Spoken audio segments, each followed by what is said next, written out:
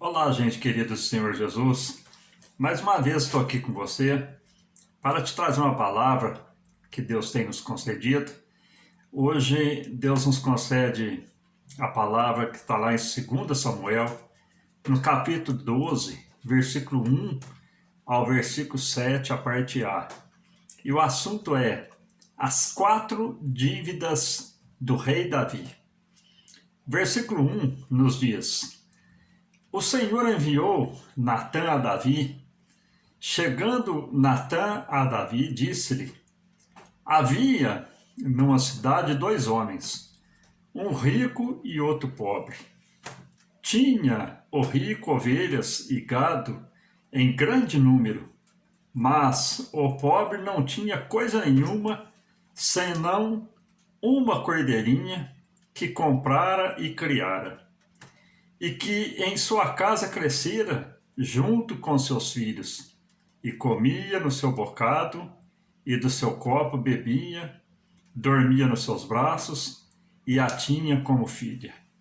Vindo um viajante ao senhor rico, não quis este tomar das suas ovelhas e do gado para dar de comer ao viajante que viera a ele, mas tomou a cordeirinha do homem pobre e a preparou para o homem que lhe havia chegado. Então o furor de Davi se acendeu sobremaneira contra aquele homem e disse a Natã: Tão certo como vive o Senhor, o homem que fez isso deve ser morto.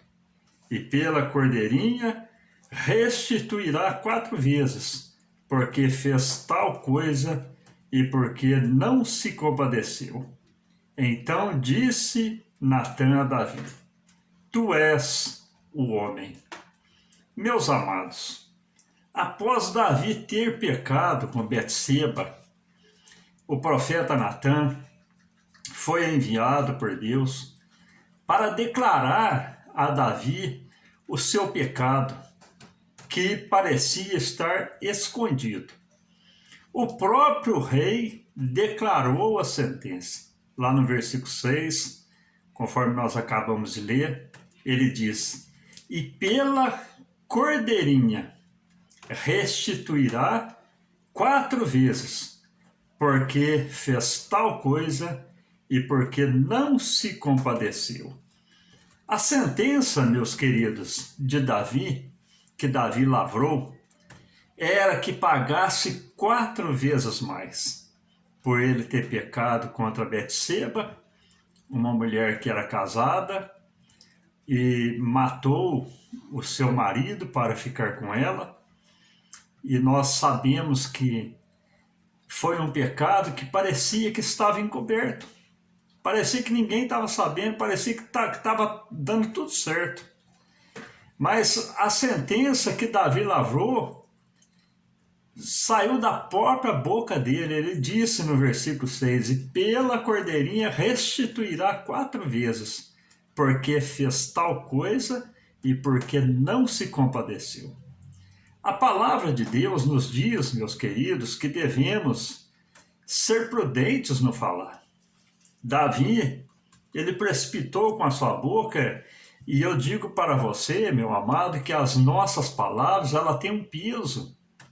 Foi assim na vida de Davi. A primeira dívida que foi cobrada de Davi, qual que foi? O filho que Betseba estava esperando, que era dele, porque ele tinha deitado com ela, enquanto Urias estava na batalha, ele morreu. Embora Davi tivesse jejuado e chorado por dias, mas aquele menino lá, Deus o requeriu para si, porque era o filho do pecado. A segunda sentença, meus amados, e a segunda dívida que foi cobrada de Davi, qual que foi? Anom, um dos seus filhos de Davi, abusou da sua única filha, a sua irmã de sangue. Isso em Israel, para a moça, era como o mesmo que a morte. o seu irmão abusou da sua própria irmã. E uma mulher desonrada era como se ela tivesse morrido. Então foi a segunda dívida cobrada de Davi. E Davi não falou nada com seu filho por esse ato que ele cometeu de ter abusado da sua própria irmã. Por que, meus amados, que Davi não falou? Pois ele não estava com moral para falar, pois ele também tinha abusado da mulher de Urias. Então ali Davi agora estava colhendo o que a boca dele profetizou, que iria pagar 4 vezes mais. E nós vemos que a terceira dívida que foi cobrada de Davi, qual que foi? Absalão, o seu filho, matou Amnon, que era seu irmão de sangue, por ele ter abusado da sua irmã. E ali, Davi agora tem a terceira perda, a terceira morte cobrada. Nós vemos, meus queridos, que Davi, após Absalão matar Amnon, que era seu irmão de sangue, Davi não falou nada com Absalão, pois ele também não estava tendo moral para falar, pois também tinha mandado matar Urias. Então, como, meus amados, que Davi iria repreender Absalão por ter matado seu irmão? Absalão poderia dizer para ele, mas você matou Urias. Então, Davi não tinha moral para corrigir o seu filho. Às vezes, tem muitos estudiosos que pregam por que Davi não repreendeu seus filhos, mas porque ele não estava em condição para repreender, porque ele estava com a sua moral baixa. Os seus pecados o condenavam. Davi, meus queridos, assim como Davi foi contra Urias, o seu próprio filho Absalão se levantou contra ele. Absalão tinha matado o seu irmão Amnon e agora Absalão levanta contra Davi. Assim como Davi se levantou contra Urias, enviando uma carta por mão do próprio Urias ao capitão Joabe para que colocasse ele na frente da batalha, e quando ele estivesse na frente da batalha, ele se retirasse para que ele morresse. Levantou contra aquele homem inocente. Absalão agora levanta contra Davi, seu próprio filho levantando contra o pai. Assim como Davi tocou, meus queridos, a mulher de Urias, Absalão, ele teve relações com todas as concubinas de seu pai que tinha ficado em Jerusalém quando Davi fugiu da presença de seu filho para não ser morto. Então nós vemos agora, meus queridos, que Davi já tinha pagado 4 dívidas, pois ele tinha falado que aquele que cometeu tal ato de matar aquela única ovelhinha, ele teria que pagar 4 vezes mais, e agora vem a cobrança, a 4ª dívida de Davi.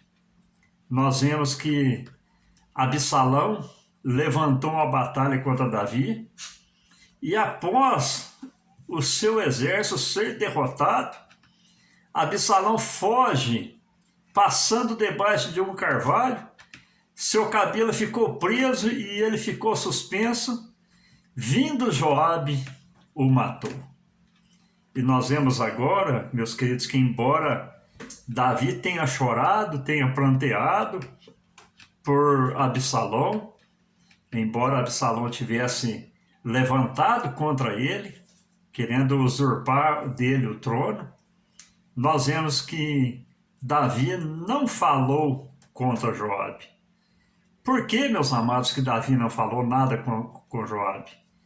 Pois Davi também não tinha moral para falar com Joabe, porque também tinha mandado Joabe matar Urias. Meus queridos, nós somos culpados pelas palavras que proferimos. Muitas das vezes nós pagamos, nós enfrentamos, nós nos colocamos em certas situações desagradáveis para a nossa vida e às vezes causa até prejuízo. Por quê? por situações que nós mesmos criamos. Assim estava sendo com Davi também. E nós vemos, meus queridos, que às vezes nós sofremos por situações que nós mesmos causamos. Era o caso de Davi. Estava passando por um estreito na vida dele, porque por um pecado que ele cometeu. Ele tinha tudo na sua mão. Ele poderia ter a mulher que ele quisesse. Ele poderia ter até Betseba, se ele tivesse orado a Deus, e talvez Deus permitisse que Urias morresse.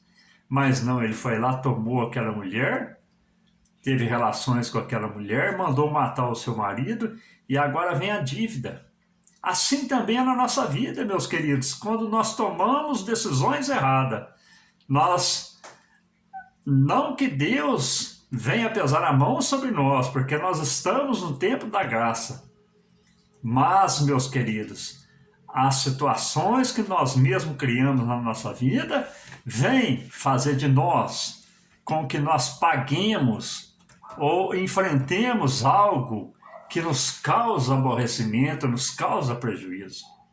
Deus sempre, meus queridos, está disposto a perdoar aquele que se arrepende e fez como Davi.